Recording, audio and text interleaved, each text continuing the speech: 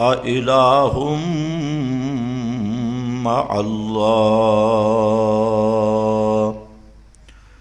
سبحان ربك رب العزة عما يصفون وسلام على المرسلين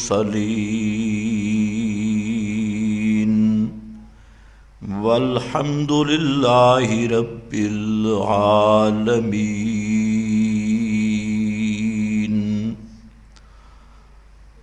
انتہائی قابل قدر بزرگوں اور بھائیوں، گزشتہ کئی بیانات میں آپ حضرات کے سامنے مسئلہ الوہیت اور اس کی اہمیت اور تشریح قرآن کریم کے حوالے سے پیش کی جا رہی ہے۔ آج بھی ہمارا عنوان یہی ہوگا کہ لفظ الہ کی قرآن کریم نے کیا تشریح فرمائی۔ سورۃ النمل جہاں سے 20واں پارہ شروع ہو رہا ہے، 20ویں پارے کی ابتدا میں بڑی تفصیل کے ساتھ قرآن کریم نے مسئلہ الوہیت کی وضاحت فرمائی ہے۔ اگر دھڑے بندی نہ ہو، گروہی تعصب اور فرقہ بازی کی لعنت میں گرفتاری نہ ہو، اور مولوی اور پیر کی اندھی تقلید نہ ہو، اور کوئی آدمی انابت کے ساتھ ان آیات کا مطالعہ کر لے اور ان کا ترجمہ دیکھ لے، تو اسے پورا مسئلہ توحید اور دعوت الانبیاء کی پوری وضاحت اور صراحت ان آیات میں مل سکتی ہے۔ اس میں اللہ رب العزت نے چند امور ذکر کیے اور پھر اس سے نتیجہ اخذ کیا۔ امور وہ ہیں جو ہر دور کا مشرک بھی مانتا ہے۔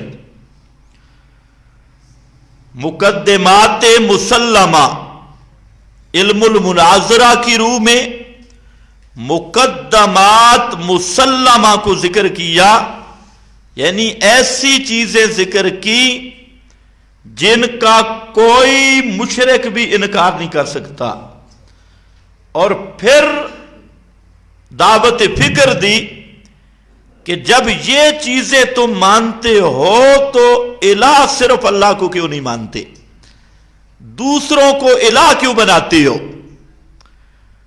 تو اس لحاظ سے انداز ہی بڑا نرالا ہے۔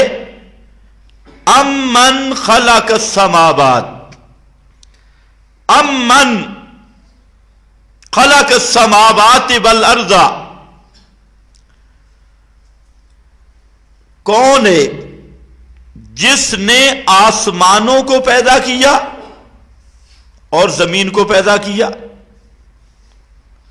اب اس کے لیے کوئی منطقی علوم کی ضرورت نہیں، بالکل اناڑی امی اور عامی سے پوچھو کہ آسمان کو پیدا کس نے کیا، زمین کو پیدا کس نے کیا، وَأَنزَلَ، اور تیسری چیز، اور اتارا واسطے تمہارے آسمان سے پانی۔ آسمان سے مراد بلندی، بلندی سے پانی اتارا۔ یہ تیسری بات۔ فَأَنبَتْنَا، یہاں قرآن نے انداز بدلا، پہلے فرمایا اَمَّنْ خَلَقَ السَّمَاوَاتِ، بھلا ہے کون جس نے آسمانوں کو بنایا اور اس میں غور فکر کرتے رہو کہ یہ اتنا بڑا لنٹر، اتنی بڑی چھت کہ آج تک اس کے کناروں تک کوئی نہیں پہنچا، اور فرمایا یہ ایسی کاریگری کے ساتھ اس چھت کو کھڑا کیا کہ اس میں ایک ستون بھی نہیں، کہ کہیں سے کوئی ستون لگایا ہو، چھوٹا سا لنٹر ہو۔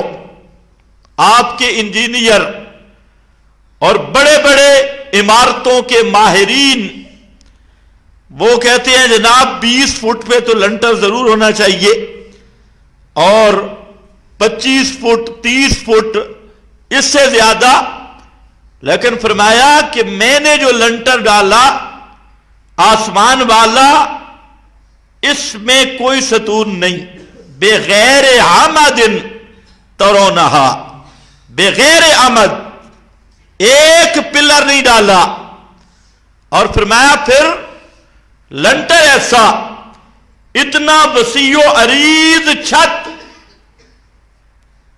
تو ارجعل، اس میں فرمایا میری چھت کو ذرا دیکھ تو صحیح، اور بار بار دیکھ، مڑ مڑ دیکھ، حال ترا من فطور، کہیں کوئی دراڑ نظر آتی ہے؟ کسی جگہ پہ انگلی کا اشارہ کر کے یہ کہہ سکتے ہو کہ یوں یوں ہونا چاہیے تھا؟ اس میں کوئی فرق، کوئی فطور، کوئی عیب، کوئی دراڑ، کوئی سوراخ؟ فرمایا نہیں، بار بار دیکھتا رہے، کرتین مرتن بعد مرہ، بار بار اپنی نظریں لوٹا، لیکن پھر بھی تجھے اس آسمان میں ایک بال برابر بھی ایسی جگہ نظر نہیں آئے گی جہاں پر تو اشارہ کر سکے کہ یہ کام گڑبڑ ہو چکا ہے اور اس میں فطور اور عیب آ چکا ہے۔ فرمایا یہ آسمان بنانے والا کون؟ کوئی پیغمبر، کوئی فرشتہ، کوئی زندہ، کوئی مردہ، کوئی 11ویں والا، کوئی 12ویں والا، کوئی چھٹی والا؟ تو اے مشرکین، انصاف سے یہ بات بتائیں کہ آسمانوں کو پیدا کرنے والا کون، اور فرمایا زمین کو پیدا کرنے والا کون؟ دوسرے مقام پہ قرآن نے بیان کیا کہ وَلَا إِن سَأَلْتَهُمْ مَنْ خَلَقَ السَّمَاوَاتِ وَالْأَرْضَ، اگر میرے پیغمبر ان سے آپ پوچھیں کہ آسمانوں کو کس نے بنایا، زمین کو کس نے بنایا، لَيَقُولُنَّ اللَّهُ، تجھے مکہ کے مشرک کہیں گے خَلَقَهُنَّ اللَّهُ، ان کو پیدا کرنے والا صرف اللہ ہے۔ اب ذرا قرآن کا انداز دیکھو، اب یہ وہ انداز ہے، نہ فلسفہ پڑھنے کی ضرورت، نہ منطق پڑھنے کی ضرورت، اور نہ مولویوں کی چونکہ چنانچہ گویا اگر مگرچہ میں جانے کی ضرورت۔ موٹی سی بات کہ یہ فیصلہ کرو آسمان کس نے بنایا، زمین کس نے بنائی، دو، اور تیسرا آسمان سے بارش کس نے نازل کی، پانی کس نے نازل کیا۔ یہ تین امور ذکر کر کے چوتھے نمبر پہ اللہ نے انداز بدلا۔ پہلے سب غیبت تھی، اب فرمایا انبتنا، ہم نے اگایا، انبتنا، ہم نے اگایا، حدائق ذات بہجہ، ہم نے اگایا رونق والے باغ۔ باغ پیدا کرنے والا کون، اور باغوں کو رونق دینے والا کون؟ ایک ہے باغ پیدا کرنا، یہ بھی کمال، دوسرا باغوں کو رونق دینا، ان کو پودے دینا، ان کو پھل دینا، ان کو رنگ دینا، ان کو ذائقے دینا، ان کا ظاہری شکل اور منظر کو خوبصورت بنانا۔ فرمایا انبتنا حدائق، ہم نے پیدا کیے یہ باغات ذات بہجتن، پر رونق، بڑی رونق والے۔ یہ چوتھا امر ذکر کیا۔ اب اس کو ذرا ذہن میں رکھنا، آسمان کو پیدا کرنے والے اللہ، زمین کو پیدا کرنے والے اللہ، زمین پہ سبزہ اور باغات کو پیدا کرنے والے اللہ، اور باغات کو رنگ اور خوشبو اور پر رونق کرنے والے اللہ، اور ساری کائنات مل جائے ما کان لکم، خطاب جن سے مخلوق کو ہے کہ اے ساری مخلوق، فرشتے بھی، انبیاء بھی، اولیاء بھی، ناری بھی، نوری بھی، ساری کی ساری مخلوق والو، ما کان لکم ان تنبتوا شجرہا، آسمان پیدا کرنا تو دور کی بات، زمین پیدا کرنا تو دور کی بات، بارشیں نازل کرنا تو دور کی بات، باغات پیدا کرنا تو دور کی بات، باغات میں رنگ بھرنا تو دور کی بات، تم ساری مخلوق جمع ہو جاؤ ایک پودا بھی پیدا نہیں کر سکتے۔ سبحان اللہ، یہ ہے قرآن۔ ایک پودا، شجرہ، ایک معمولی سا پودا، اس کو بھی تم پیدا نہیں کر سکتے۔ ما کان لکم ان تنبتوا شجرہ، یہ جب بات پکی ہو گئی تو اب آیا قرآن، اِلٰہٌ مع اللہ، اِلٰہٌ مع اللہ، یہ کام کرنے والا اللہ، تو کیا اللہ کے ساتھ کوئی دوسرا الہ بھی ہے؟ اِلٰہٌ مع اللہ، جواب آتا ہے لا الہ الا اللہ، اس کے سوا کوئی الہ نہیں۔ معلوم ہوتا ہے یہ الوہیت کے کام، جب یہ اور یہ سارے کام ما فوق الاسباب، خلق ما فوق الاسباب، انبات ما فوق الاسباب، انزال ما فوق الاسباب، یہ سارے کام ما فوق الاسباب، فرمایا یہ جو ما فوق الاسباب کام ہیں ان کو کرنے والا صرف اللہ۔ تم بھی مانتے ہو کہ تمہارے بزرگ ان میں سے کوئی کام بھی نہیں کر سکتے، تو پھر حیا کرو، اگر تمہارے بزرگ یہ کام نہیں کر سکتے تو تمہاری پکاریں بھی نہیں سن سکتے، تمہاری حاجتیں بھی پوری نہیں کر سکتے۔ اِلٰہٌ مع اللہ، یہ ہے انداز قرآن کا۔ کیا ہے کوئی الہ ساتھ اللہ کے؟ یہ بات بھی سمجھنی ہے۔ چلو آگے میں ذکر کرتا ہوں۔ آگے پھر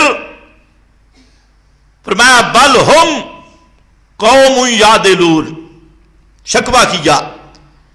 فرمایا چلو اگر یہ بات سمجھ نہیں آئی، اگلے امور پہ غور کرو۔ امن جعل الارض قرارا، آیا وہ ذات جس نے زمین کو رہائش کے قابل بنایا، قرارا جائے قرار، رہائش کے قابل۔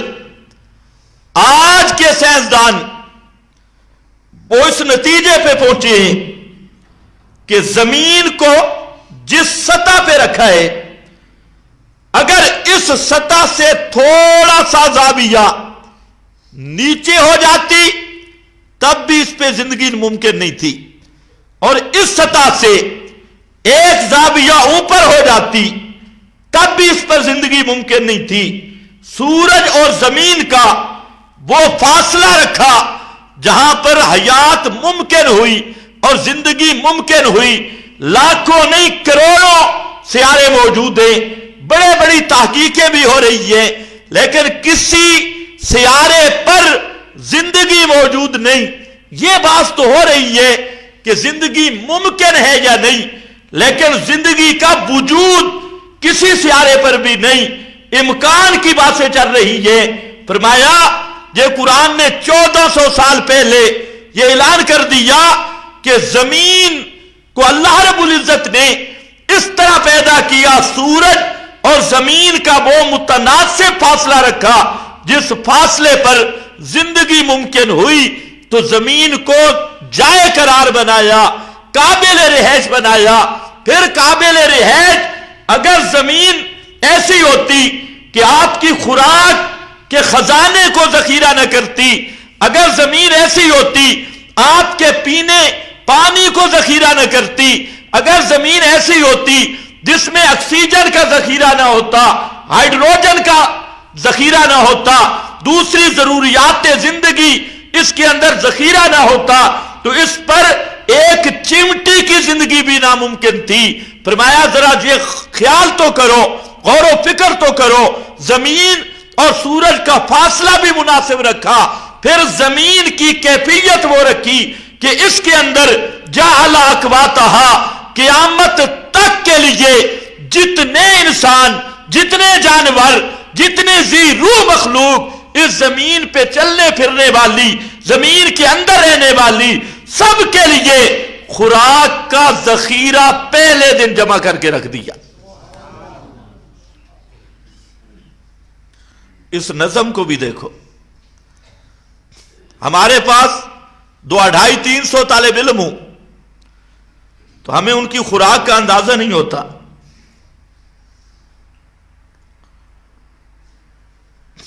اور بڑے مسائل پیدا، اس میں کچھ ماشاءاللہ موٹے تازے آ جاتی، کچھ پتلے دبلے آ جاتی، کچھ زیادہ کھانے والے، کچھ کم کھانے والے، اور کچھ صرف کھانے والے. تو یہ اندازہ نہیں ہو سکتا کہ کتنے من خوراک لگے گی. اور اندازہ کرو نا اس کمال کا کہ وہ مخلوق جو کسی کی گنتی میں نہیں آتی، اربوں سال گزر گئے اور پتہ نہیں کتنے گزریں گے، اور ہر صنف کی مخلوق سب کی روزی اس اندازے میں رکھی کہ قیامت تک وہ روزی ختم نہیں ہو سکتی. یہ تو پینٹ پتلون والوں کو خطرہ ہے، جن کا اللہ پہ ایمان نہیں. کہتے ہیں مولوی کو معیشت کا پتہ نہیں. میں نے کہا مولوی سب سے بڑا معیشت جانتا ہے. مولوی کو پتہ ہے کہ معیشت کا انتظام اللہ نے کر رکھا ہے، اس لیے ہم بے فکر ہیں. رونا تم نے ہے جن کا اللہ پہ ایمان نہیں اور اللہ کی کتاب پہ ایمان نہیں. مسلمانوں کے گھر پیدا ہو گئے، اب مجبوراً انہیں مسلمان کہلوانا پڑ گیا، ورنہ اگر باہر نکلے تو یہ بالکل چندر کی نسل ہے اور کرشن کی نسل ہے. ان میں اسلام کی رتی موجود نہیں، صرف پینٹ پتلونا چھکے چاڑ کے محقق اور امت کا فکر یہ کرنے کی ضرورت نہیں. اللہ نے فرمایا پہلے دن زمین میں سارے ذخیرے رکھ دیے جو قیامت تک ختم ہونے والے نہیں. قرارا ہر چیز کو متناسب رکھا. فرمایا او کائنات والے کچھ تو انصاف کرو، یہ کام کرنے والا کون ہے؟ کوئی پیر ہے؟ کوئی زندہ، کوئی مردہ، کوئی بری، کوئی داتا، کوئی علی حجویری، کوئی باو سلطان، کوئی امام، غازی علمبردار، غازی عباس، حضرت علی، کوئی نبی، اس کی یہ طاقت ہے کہ ساری کائنات کی روزیوں کا انتظام کرے اور زمین کو پیدا کر کے قرار بخشے. پیدا کرنے والا بھی اللہ اور قرار دینے والا بھی. امن جعل الارض قرارا، امن جعل، اور ہے کون جس نے زمین کو قابل رہائش بنایا اور جائے قرار بنایا، اور فرمایا بجعل خلالہا انہارا، اور زمین کے درمیان سے پانی کی نہریں جاری کر دی. اوپر سے بھی نیچے سے بھی زمین کو جائے رہائش بنانے والا ایک. جعل خلالہا انہارا، اور اس میں چشمے، نہریں، دریا، سمندر بہانے والا وہ اللہ. اور نمبر 3 وجعل لہا رواسیا، فرمایا زمین کے اندر ہم نے پہاڑوں کو پیدا کر دیا. رواسیا، جو اس کی میخیں لگا دی، زمین کو ایک جگہ پہ بند کر دیا اور پہاڑوں کو پیدا کیا. 3 وجعل بین البحرین حاجزا، اور نمبر 4 کیا 2 دریاؤں کے درمیان حاجزن، ایک مانوی پردہ. ایک میٹھا دریا جا رہا ہے، ایک کڑوا دریا، درمیان میں دیوار کوئی نہیں، پتھر حائل نہیں، لیکن میٹھے کا پانی कड़वे में नहीं जाता, कड़वे का पानी मीठे में नहीं जाता। ये काम, एक काम जमीन को काबे रिहाइश बनाने वाला सिर्फ अल्लाह, ये काम मखलूक का नहीं।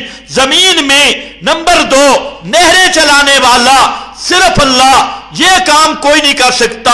और नंबर 3 जमीन पर पहाड़ों को पैदा करने वाला ये सिर्फ अल्लाह, ये मखलूक नहीं कर सकती। और नंबर 4 2 दरिया जारी करके उनमें अपनी कुदरत का पर्दा लटकाने वाला और दरियाओं के पानी पे तसर्रुफ करने वाला अल्लाह, ये काम कोई नहीं कर सकता।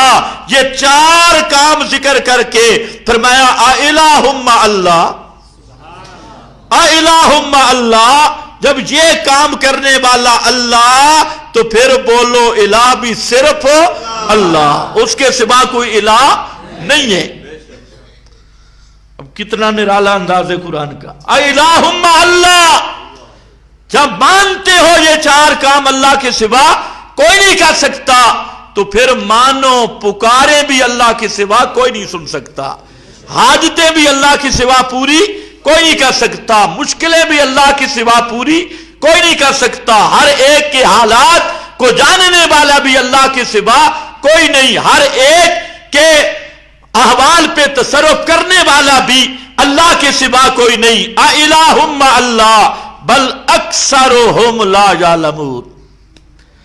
मसला तो बड़ा वाज़ेह है, लेकिन अक्सरियत लोगों की जानती नहीं है।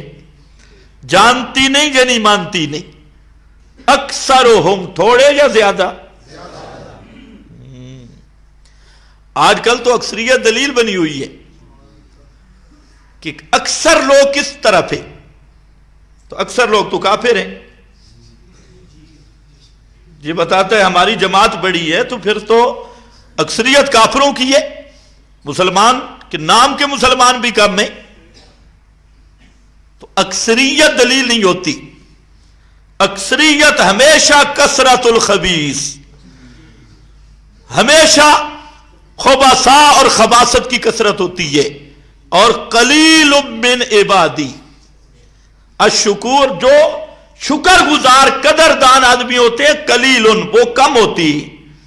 मुसलमान कम ते फासिक कसीर। कसीर ये तो पब्लिक की बात है ना, आपके बारे में। अक्सर हम ला यालमून, अवामुन नास, अक्सर जानते नहीं यानी मानते नहीं। इससे पता चला कि अक्सरियत का एतबार नहीं, और आपके मुल्क का दारो मदारी जमहूरियत पर है। आपके तबके को यह भी नहीं समझ आई कि 100 खोता 1 कुम्हार और शान किसकी ज्यादा है। शक पड़ गई है। 100 खोता 1 कुम्हार शान किसकी ज्यादा? आपकी जमहूरियत कहती है खोते की शान ज्यादा है। उन्होंने तो गिनती करनी है, आगे 4 टांगे हैं या 2 टांगे, उसका कोई इतबार नहीं।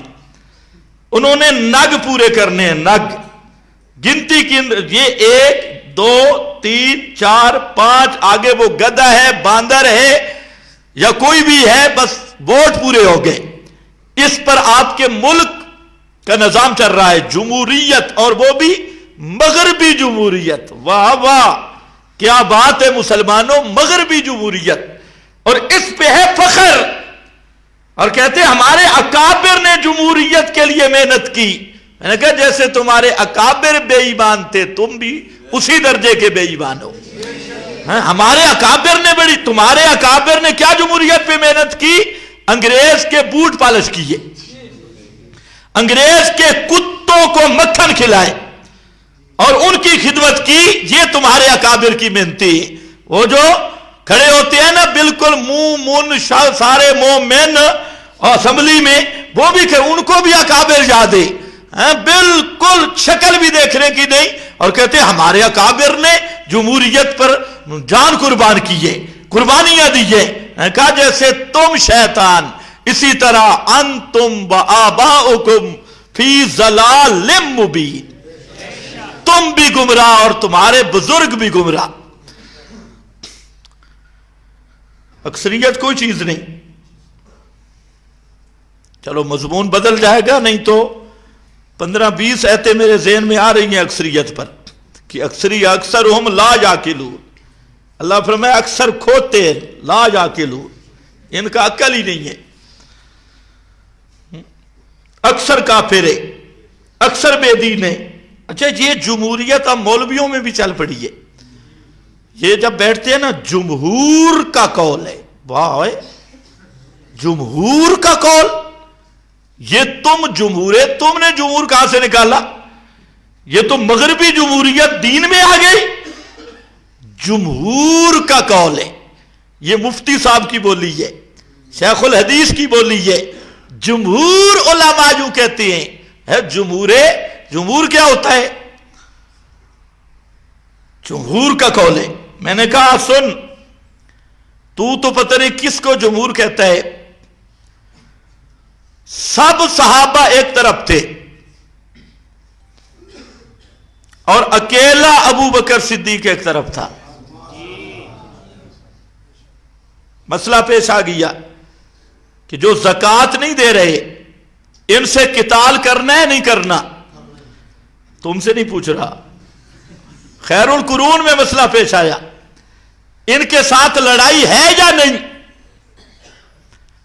اکیلا ابو بکر صدیق، اس نے کہا لڑوں گا. فرمایا میں اکیلا رہ جاؤں، تم ایک بھی میرے ساتھ نہ آؤ. اور فرمایا اَيُنْكَسُ وَأَنَا حَيٌّ، میں زندہ ہوں اور پیغمبر کے دین میں نقص پیدا کیا جائے، خبردار اقاتل من فرق بین الصلاۃ والزکاۃ، میں اکیلا بھی رہ گیا تو پوری دنیا جو زکوٰۃ کا انکار کر رہی ہے، میں اکیلا ابو بکر صدیق اس سے لڑوں گا. ایک بھی ساتھ نہیں تھا. حضرت فاروق اعظم ہے، انہوں نے حدیث سنائی.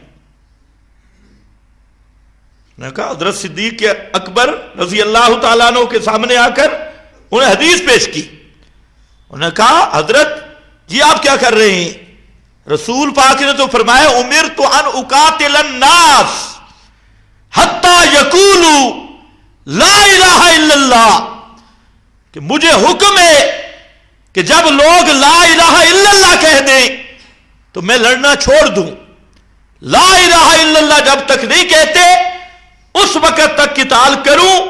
اور یہ جو زکوٰۃ نہیں دے رہے یہ تو لا الہ الا اللہ والے کلمہ گو ہیں، ان کے ساتھ کیسے لڑے گا؟ حضرت صدیق نے فرمایا واللہ اقاتلہم، اللہ کی قسم لو منعونی اکالا. اللہ کے رسول کے زمانہ میں جو کسی ڈنگر یا جانور کا ایک رسی بھی دیا کرتے تھے، ڈھنگا جس نو پنجابی چک دن، ایک رسی بھی دیا کرتے تھے، اگر آج وہ نہیں دیں گے تو اللہ کی قسم میں ان سے قتال کروں گا اور زبردست کر کے قتال کروں گا، نہیں چھوڑوں گا. شکر ہے وہاں اہل حدیث کوئی نہیں تھا. یہ بیچارے بہت لیٹ پیدا ہوئے، ملکہ وکٹوریا کے زمانے میں، 12ویں صدی. ان کا برود مسعود 12ویں صدی ہے. اگر کوئی ہوتا نا وہاں تو صدیق اکبر پہ بھی فتویٰ لگاتا. اچھا حضرت عمر نے حدیث پیش کی ہے، آپ نے حدیث کے خلاف کر دیا، وہ رسول کا فرمان پیش کر رہا ہے، تو اپنی رائے پیش کر رہا ہے، یہ حدیث کے خلاف ہے. حالانکہ وہ حدیث کے صریح لفظ تھے، لیکن قربان جاؤں ابو بکر کی درایت پہ. ابو بکر صدیق سمجھے ہوئے تھے کہ جہاں حدیث کا مقصد کچھ اور ہے، وہاں جو حتی یقولوا لا الہ الا اللہ وہ ایک عنوان ہے اور اس سے مراد پورا دین ہے. صرف یہ لا الہ الا اللہ کے الفاظ نہیں، حضرت صدیق نے درایت حدیث کو سامنے رکھا، حضرت فاروق نے الفاظ حدیث کو سامنے رکھا. بہرحال وہاں پر کوئی غیر مقلد اہل حدیث وکٹوریا نہیں تھا، ورنہ صدیق پہ بھی فتویٰ لگاتے. تو خیر جب حضرت فاروق اعظم کہتے ہیں سب صحابہ میں خود ذرا ڈھیلا تھا اور میں سمجھا رہا تھا، ایک آدمی بھی صدیق کے ساتھ نہیں تھا، اکیلا صدیق اکیلا تھا ایک طرف اور سب صحابہ، لیکن الحق ما ابی بکر، حق ابو بکر صدیق کے پاس تھا۔ تو جمہور مولوی پیش کرتا ہے، یا جمہور صحابہ ایک طرف ہے اور ایک طرف اکیلا ابو بکر صدیق۔ آخر میں صحابہ کو ہتھیار ڈالنے پڑ گئے ابو بکر صدیق کی فراست پر۔ حضرت فاروق شرح اللہ لی صدری، اللہ نے میرا سینہ بھی کھول دیا، اور سب صحابہ صدیق کے ساتھ چل پڑے۔ اگر اللہ نے کچھ عقل دیا ہے نا تو پھر سوچو کہ تیرے مولوی کی جمہوریت بڑی تکڑی ہے یا صحابہ کی جمہوریت؟ تو صحابہ تو اکثر ایک طرف تھے، ایک اکیلے ابو بکر صدیق ایک طرف تھے، لیکن حق کس کے ساتھ تھا؟ تو معلوم ہوتا ہے جمہور کوئی دلیل نہیں، تیرے مولوی جمہور کہاں دلیل بن جائیں گے؟ یہ بیٹھ کے درس گاہوں میں یہی سبق ہوتا ہے، جمہور جو کہتے ہے زمور، جمہور جو کہتے فلاں جو کہ طالب علم سمجھتے ہیں کہ یہ جمہور بھی کسی امام کا نام ہے، جس طرح وہ کنز میں آتا ہے نا اندت تو یجب اندت توکان، تو کئی طالب علم بیچارے سمجھتے ہیں توکان بھی کوئی امام ہے۔ نکاح کا مسئلہ آتا ہے نا بھئی، جب شہوت کا غلبہ ہو تو نکاح کرنا واجب ہے، تو اندت توکان، اس کو توکان سے تعبیر کیا، تو یہ طلباء وغیرہ سمجھتے ہیں کہ وہ توکان کسی امام کا نام ہے، اندت توکان، اندہ ابی حنیفہ، اندہ مالک، اندت توکان۔ تو یہ طالب علموں کو روک دیں، جی جمہور جو کہتی ہے، آئندہ کو کہے نا اس کو کہو جمہور، یا جمہور بھی کوئی دلیل ہے؟ تیرے جمہور کیا ہیں؟ 100 کے قریب مسائل ہیں جس میں امام ابو حنیفہ اکیلے جمہور کے مقابلہ میں، لیکن امام ابو حنیفہ کی بات بالکل حق ہے، بالکل صحیح ہے، دلیل پہ مبنی ہے، جمہور ایک طرف ہے۔ تو یہاں ووٹنگ نہیں، خیر یار آ جاؤ واپس، اسی سے ایک مسئلہ بھی سمجھ لو، الاعتبار بقوت الدلیل لا بکثرتہ، ضابطہ ہے کہ دلیل کی قوت کا اعتبار ہوتا ہے، کثرت کا اعتبار نہیں ہوتا۔ ایک آدمی 1000 کتاب پیش کرے، فلانی میں یہ لکھا ہے، فلانی میں یہ لکھا ہے، فلانی میں، فلانی میں، اور ایک آدمی قرآن پیش کرے، اب کس کا اعتبار کریں گے؟ یہ ماننا ہے، اعتبار ہوتا ہے دلیل کی پختگی کا، دیکھی جاتی ہے کہ دلیل پکی کون سی ہے، یہ نہیں ہے کہ دلائل کی کثرت، یہ بھی اسی سے ملتا ضابطہ ہے۔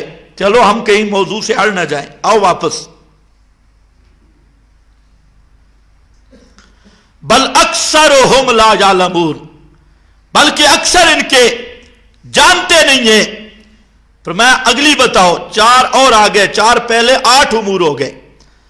فرمایا اب سنو، امن یجیب المضطر،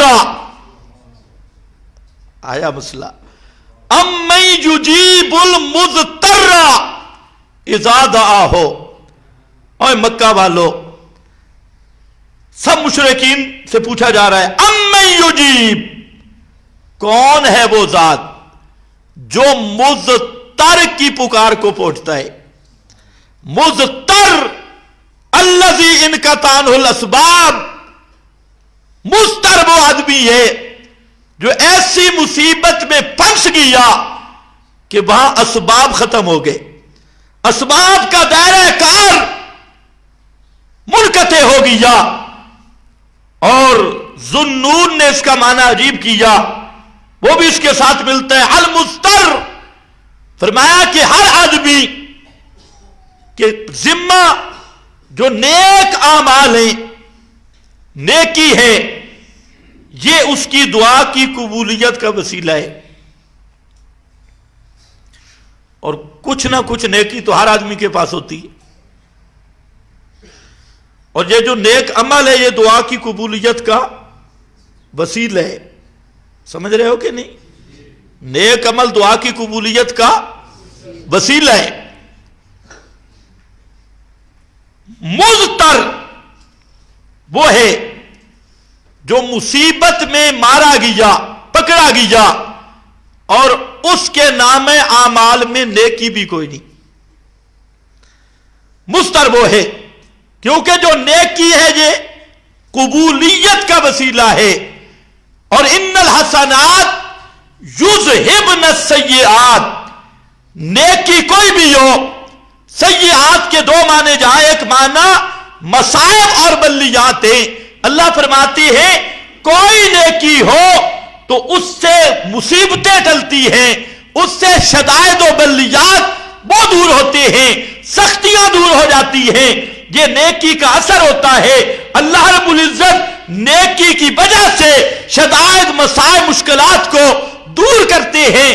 جیسے حدیث میں ہے الصدقۃ ترد البلا، صدقہ کرنا یہ بلاؤں کو ٹالنے والی نیکی ہے، یہ ذریعہ ہے بلاؤں کے ٹلنے کا. اور مضطر وہ ہے جو مصیبت میں یوں پھنسا کہ اس کے نام اعمال میں نیکی موجود ہی نہیں تھی. فرمایا بتاؤ امن یجیب المضطر اذا دعاہ، کون ہے وہ جو مضطر کی پکار کو پہنچتا ہے. اذا دعاہ، جب پکارے، رات کو پکارے تب، دن کو پکارے تب، جنگلوں میں پکارے تب، اندھیروں میں پکارے تب، پہاڑوں میں پکارے تب، صحراؤں میں پکارے تب. اذا دعاہ، جس گھڑی میں پکارے. وہ کون ہستی ہے جو ہر مضطر کی پکار کو پہنچنے والا.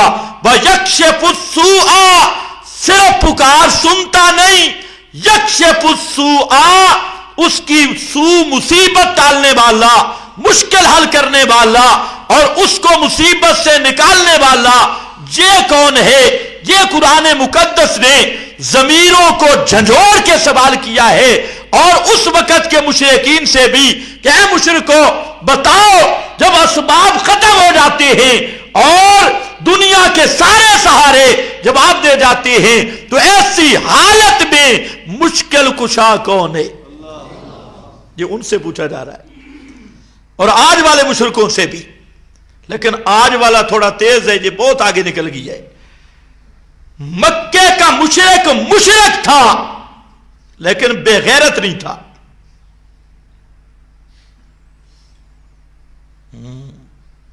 خیال کرو کہیں جملہ سخت نہ ہو جائے. مکے کا مشرک مشرک تھا لیکن آج کا مشرک مشرک بھی ہے، بے غیرت بھی ہے. اس میں غیرت نہیں ہے، دین کی غیرت نہیں. بھائی دیکھو، مشرک تھا تو اپنے دین پہ قربان ہوا کہ نہیں؟ الحاج ابو جہل شاہ صاحب دین کے لیے مر گیا. یار دین باطل صحیح، مشرک تھا لیکن تھا تو دین سے پیار کرنے والا نا. اسی لیے تو قرآن نے کہا لکم دینکم، معلوم ہوتا ہے وہ مذہبی لوگ تھے. تب تو قرآن نے کہا لکم دینکم. یہ آج کا لبرل بے غیرت نہیں تھا. یہ جو آج کل ہے نا لبرل بے غیرت، روشن خیال مرتدین، ملاحدہ جی مذہب کی پابندیوں سے نکلے. مذہب یہ شدت پسندی، تنہا پسندی، اور فلاں پسندی، فلاں پسندی، اور یہ کیا کون ہے جی؟ یہ دہشت گرد. برداشت کا مادہ ہونا چاہیے. ایک مجھے ملا پینٹ والا، مجھے کہتا ہے یہ مولویوں میں برداشت کا مادہ نہیں ہوتا. کیوں؟ میں نے کہا آپ میں بھی نہیں ہوتا. کہتا نہیں ہم تو بڑے وسیع و ظرف لوگ ہیں. میں نے کہا اچھا، اپنی ماں کے ساتھ باپ کے علاوہ کسی مرد کو برداشت کرے گا؟ اب سوچ میں پڑ گئی. میں نے کہا اگر واقعی روشن خیال ہے تو اس کو لڈو جا کے کھلا. وسیع و ظرف ہے نا. شکر ہے تیری بڑی مہربانی تو میری ماں کے ساتھ سو جائے. برداشت والی بات ہے نا. یہ لوگ ہیں روشن خیال, بنیاد پرست نہیں ہے. تو میں نے کہا اس کا نام بے غیرت ہے, دیوس ہے. اور اگر تو اس سے ناراض ہو, اس کو مارے, تو پھر کچھ نہ کچھ تو تیرے اندر بھی بنیاد پرستی ہے نا. تو اگر ماں کی عزت پہ جان دینا جانتا ہے تو ہم دین کی عزت پہ بھی جان دینا جانتے ہیں. وہ بنیاد پرستی نہیں, یہ بنیاد پرستی ہے. ہمیں کہو ہم بنیاد پرستے, ہم دین نہیں چھوڑ سکتے, چاہے تم جو تانے دیتے رہو. خیر بہرحال آج کا مشرک اور کل کا مشرک بڑا فرق ہے. وہ مشرک جب کشتیوں میں سوار ہوتے, آپ نے جو مسئلہ سنا, اشارہ کر رہا ہوں, سوار ہوتے اور کشتی بھنور میں پھنس جاتی, اور ظنوا انہم احیط بہم, ان کا خیال یہ ہوتا کہ اب بچ نہیں سکتے, ہر طرف سے پانی کی موجیں آ گئیں. دعوا اللہ مخلصین لہ الدین, دعوا اللہ مخلصین. سراج منیر قرطبی روح المعانی نے مانا کیا, یقولون یا حی یا قیوم نستغیث بکا, یا حی یا قیوم دعوا اللہ مخلصین لہ الدین. اس وقت مکہ کا مشرک بھی سمجھتا تھا کہ آج اس مصیبت میں کوئی اللہ کے سوا پہنچنے والا نہیں. قرآن نے وہی پوچھا, امن یجیب المضطر اذا دعاہ ویکشف السوء. وہ مشہور واقعہ امام نسائی نے اپنی کتاب میں نقل کیا. اکرمہ ابو جہل کا صاحبزادہ, یہ مکہ فتح ہوا, چھوڑ کے بھاگ گیا, کشتی میں سوار ہوا, کشتی بھنور میں پھنسی اور موجیں اٹھی. تو اکرمہ نے شروع کیا, یا لات یا حبل یا منات یا عزا, پکار شروع کی. تو وہاں پر جو سمجھدار مشرک بیٹھے تھے, انہوں نے کہا, بیٹا ھذا المکان الذی لا ینفع فیہ الا اللہ, یہ وہ جگہ ہے جہاں اللہ کے سوا کوئی بھی پہنچ نہیں سکتا. ھذا المکان الذی لا ینفع فیہ الا اللہ, اللہ کے سوا اس جگہ پہ کوئی نفع نہیں دے سکتا. جب اکرمہ نے سنا پرانے مشرک بیٹھے ہیں, بزرگ مشرکین, پرانے بزرگ مشرک, اور وہ یہ کہہ رہے ہیں, وہ کہتے ہیں اللہ ھذا لہ محمد, ھذا لہ محمد. کہتے ہیں ربا تیری ذات کی قسم مجھے مسئلہ سمجھ آ گیا, جس مسئلے سے بھاگ رہا تھا, ھذا لہ محمد. یہ جو تم کہتے ہو کہ اس جگہ پہ کوئی مشکلیں حل کرنے والا نہیں, یہی تو محمد اور ہمارا جھگڑا ہے. سمجھے, ھذا لہ, یہی تو ہمارا جھگڑا ہے. میرا ابا لڑتا لڑتا مر گیا, ہم یہ کہتے تھے کچھ نہ کچھ بابے بھی کر یا کروا سکتے ہیں, اور محمد کیا کہتا ہے, فدعوا اللہ مخلصین لہ الدین. اب آیا دعوا اللہ مخلصین لہ الدین, تو محمد کی دعوت فدعوا اللہ مخلصین لہ الدین. جیسے جہاں مخلص بنے ہو نا, خشکی میں بھی ایسے مخلص بن جاؤ. اور تم کیا کرتے ہو, جہاں یا حیو یا قیوم, جب باہر نکلتی ہوتی یا حبل یا ابراہیم یا اسماعیل, یا لات منات عزا یا عیسیٰ یا مریم, پھر یوں وظیفے کرتے ہو. نہیں, ھذا لہ محمد, اور کہتے ہیں اللہم لکل عہد, اللہ میرا وعدہ ہو گیا, لئن انجیتنی, اگر تو نے مجھے اس مشکل سے نکالا تو جا کے محمد مصطفیٰ کی غلامی قبول کر لوں گا. اکرمہ بچ آیا, قادسیہ میں شہید ہو گیا تھا, مسلمان ہو گیا. خیر بہرحال توجہ ہے نا, امن یجیب المضطر اذا دعاہ ویکشف السوء یجعلکم خلفاء الارض, اور بناتا ہے تم کو زمین میں آگے پیچھے آنے والے, ترتیب کے ساتھ. فرمایا جب مشکلوں مضطر آدمی کی پکار پہ پہنچنے والا اللہ تو الہم اللہ، الہم اللہ، کیا کوئی اور بھی الہ ہے؟ تو یہاں ذرا غور کرنا، الہ کا معنی پکاریں سننے والا، امن یجیب المضطر، آگے ذکر کیا الہم اللہ، تو جب یہ کام کرنے والا اللہ ہے نا تو پھر الہ بھی صرف اللہ۔ تو الہ کا معنی ما فوق الاسباب، پکاریں سننے والا، یکشف السوء، حاجتیں پوری کرنے والا اور مشکلیں حل کرنے والا۔ یہ عجیب مسئلہ ہے، اس مسئلے پہ آ کے بریکیں فیل ہو جاتی ہیں، سارا شرک یہاں کھڑا ہے پکار والے مسئلے میں۔ اس لیے قرآن نے جتنے فتوے اس مسئلے پہ لگائے ہیں کسی مسئلہ پہ اتنے فتوے نہیں۔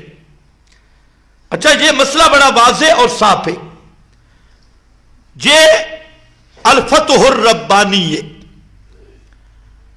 اور یہ پیر عبد القادر جیلانی کی کتاب ہے، جس کو لوگ کہتے ہیں 11ویں والا بابا۔ اور لوگوں نے تو اس بزرگ کو الہ ثانی قرار دیا ہوا ہے، اور کئی الہ اول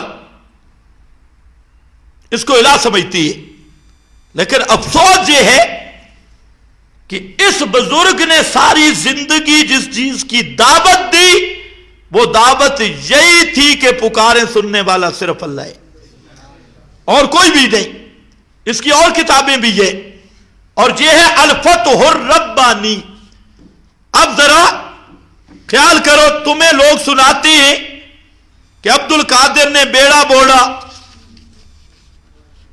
اور یہ کہا قصیدہ غوثیہ میں لکھا ہے کہ صلاۃ غوثیہ 2 رکعت پڑھو اور پھر بغداد کی طرف 11 قدم چلو اور کہو یا غوث جیلان، یہ شیر یزدان، یا فلاں، جو پکارو تو۔ اور کبھی آپ کو بتائیں گے پیر عبد القادر کہہ گیا مریدی لا تخف، مریدی لا تخف، میرا مرید نہ ڈرنا اور جہاں ضرورت پڑے مجھے پکارنا۔ اچھا، یہ جو پیر عبد القادر جیلانی، پنجابی بھی اس کو پکارتے ہیں اور پشتون بھی اس کو پکارتے ہیں۔ پشتو والے اس کو کیا کہتے ہیں؟ ہاں،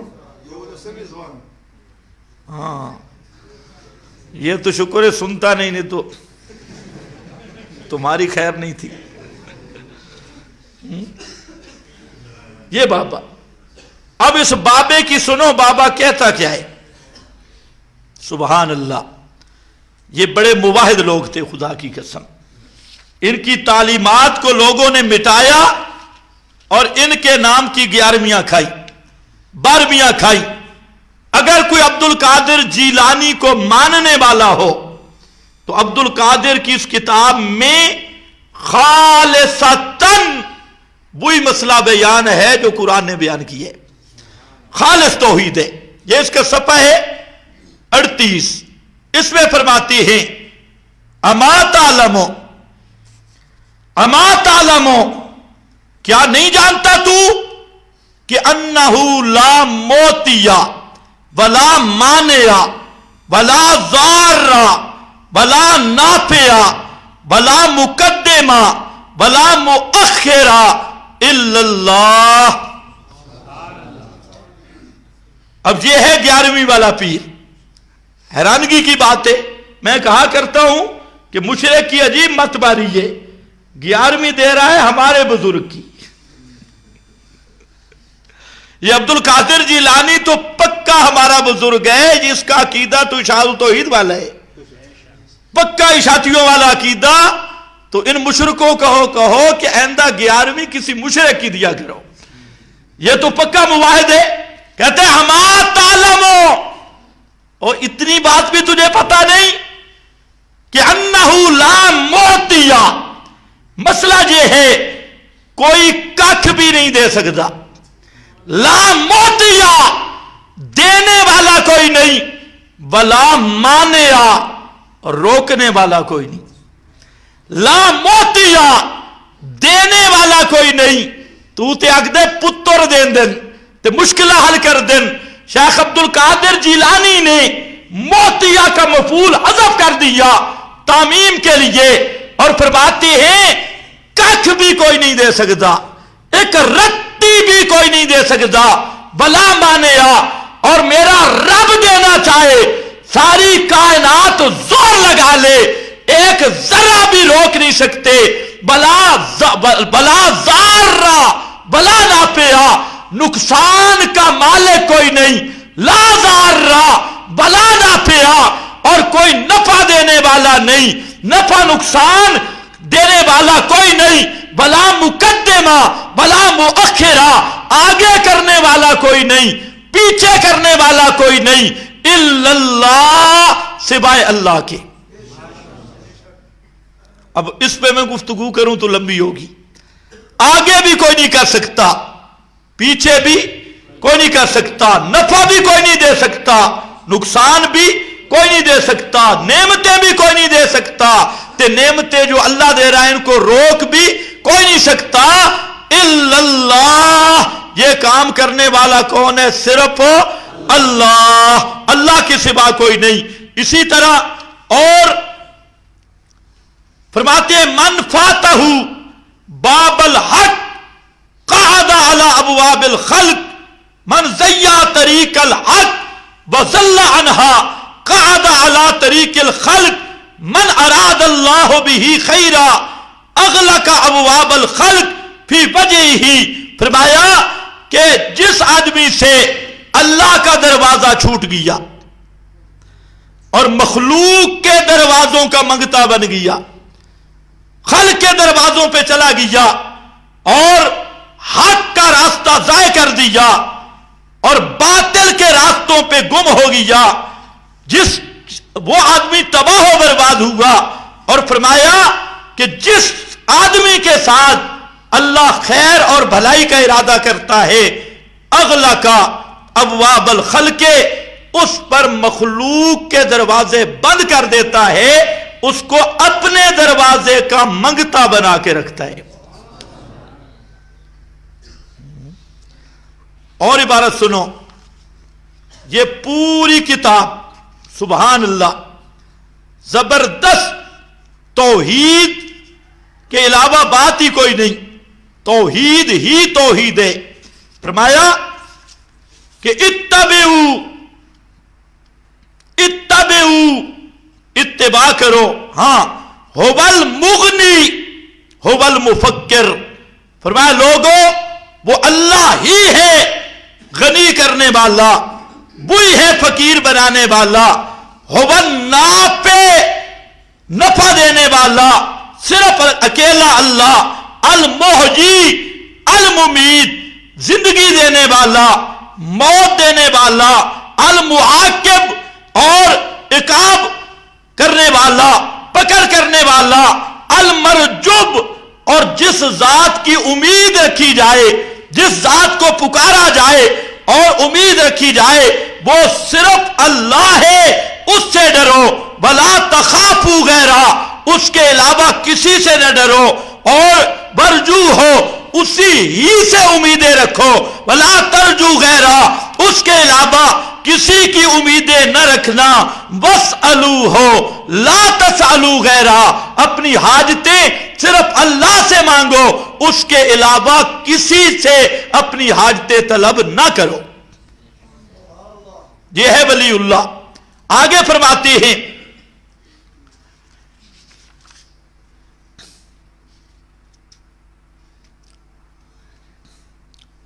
فرمایا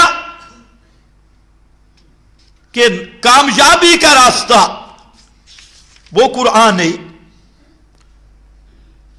قرآن کی عزت کرو، اکرموا کتاب اللہ وتأدبوا معہ، قرآن کی عزت کرو اور قرآن کا مسئلہ مانو، جو قرآن میں ہے وہ مسئلہ مانو۔ هو الوصلۃ بینکم و بین اللہ، اللہ اور بندے کے درمیان واسطہ قرآن کا ہے. اللہ کی رضا اور بندے کے درمیان واسطہ قرآن کا ہے. اس قرآن لا تجعلوہ مخلوقا، آگے ایک علم کلام کا مسئلہ ذکر کیا کہ قرآن کو عام کتابوں کی طرح مت سمجھو، اور یہ صفحہ نمبر 173 ہے.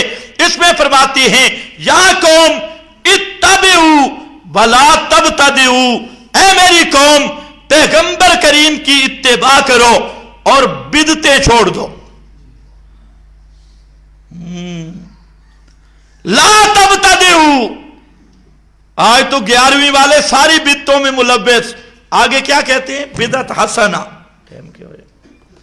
بدعت حسنہ، سونی بدعت.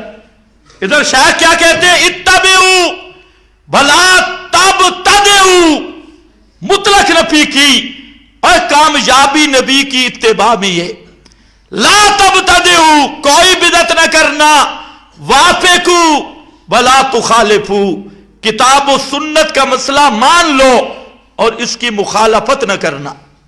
وافقوا بلا تخالفوا، اطیعوا، اللہ رسول کی اطاعت کرو، نافرمانی نہ کرو. بلا اخلصوا بلا تشرکوا، اخلصوا بلا تشرکوا، مخلص بن جاؤ.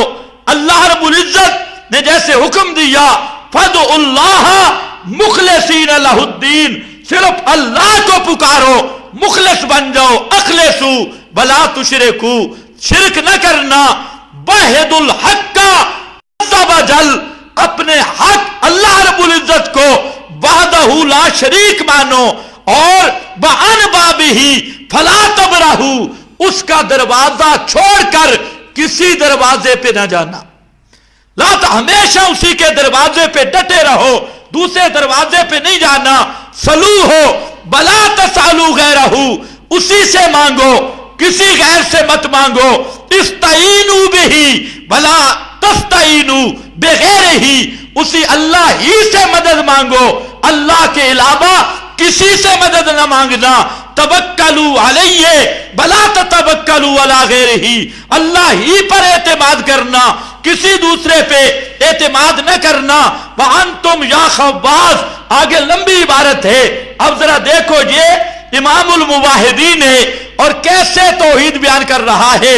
فرمایا لوگوں، پہلے سنہری حروف سے لکھی جانے والی بات کہ کامیابی نبی کی سنت میں ہے، بدعتیں نہ کرنا. آج جتنے قادری ہیں سارے پادری ہیں، ماشاءاللہ، جتنے قادری ہیں سب پادری ہیں. خدا کی قسم، ان کی خانقاہیں بدعات سے بھری ہیں. نام رکھا یا قادری، ہیں پورے گاڈری، نام قادری. یہ ہے عبد القادر. عبد القادر کا عقیدہ سن کہ وہ کیا کہہ رہا ہے. اور تم جناب کوئی لنگر غوثیہ تے کوئی صلاۃ غوثیہ تے کوئی پکار غوثیہ تے چھوٹی 11ویں تے بڑی 11ویں، پوری قوم کی آنکھوں میں دھول ڈالی اور بات نہیں بتائی. اگر 11ویں خور ملا جرات ہو تو شیخ عبد القادر جیلانی کا یہ فرمان بھی قوم کو بتا کہ شیخ کیا کہہ گیا. سن، فرمایا بدعت کوئی نہ کرنا، اتباع کرنا، سنت پہ چلنا. اور فرمایا کتاب و سنت کی مخالفت نہ کرنا. اخلصوا، صرف رب کو حاجتوں میں پکارنا. بلا تشرکوا، مشرک نہ بننا، شرک نہ کرنا. پھر فرمایا وحد الحق، وحد الحق، اللہ کو وحدہ لا شریک سمجھنا. وحد الحق. اور فرمایا وَعَنْ بَابِهِ لَا تَبْرَحُوا، اس کے دروازے سے ہٹنا نہیں ہے، اس کا دروازہ چھوڑنا نہیں ہے. سلو ہو بلا تسالو غیرہ، استعینوا بہ بلا تستعینوا بغیرہ، توکلوا علیہ بلا توکلوا علی غیرہ. اتنی خالص توحید قرآن مقدس نے یہی تعلیم دی ہے. اس کے ساتھ اور بھی ان کی بہت ساری عبارتیں ہیں. فرمایا کہ सारी कायनात में इज़फान का बस अल्फी का मता अंता मुशरिकुन बिल खल्के मुत्तकिलुन अलैहिम यजिबु अलैका। फरमाया अगर किसी मखलूक पर यह एतमाद किया कि इस मेरी मुश्किल हल करेगा, हाजत पूरी करेगा या करवा देगा, अंता मुशरिकुन, फिर तू पक्का मुशरिक है, तेरे मुशरिक होने में कोई शक नहीं है। ये तो फतवा भी आ गई है, अंता मुशरिकुन। ए बलियां दी तालीम है, कामिल बली, अंता मुशरिकुन।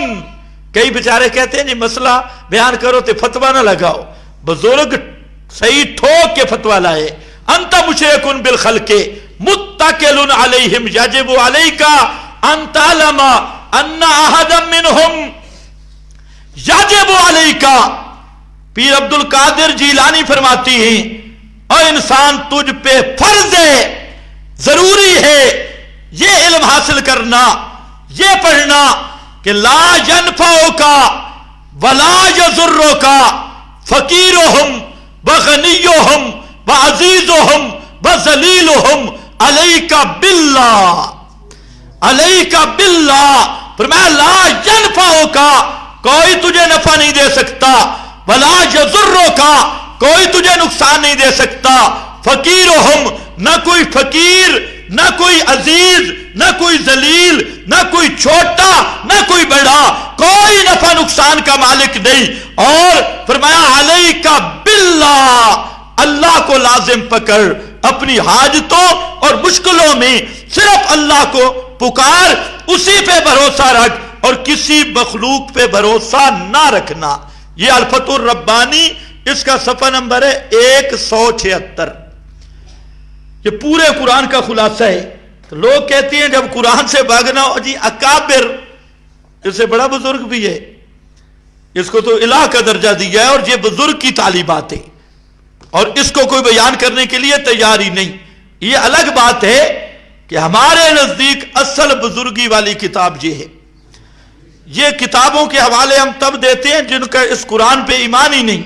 लोगों ने ये पका रखे कुरान तो मौलवियों की किताब है, समझ ही नहीं आती, ये तो पीर ही समझती है, तो चलो पीर दी मान ले।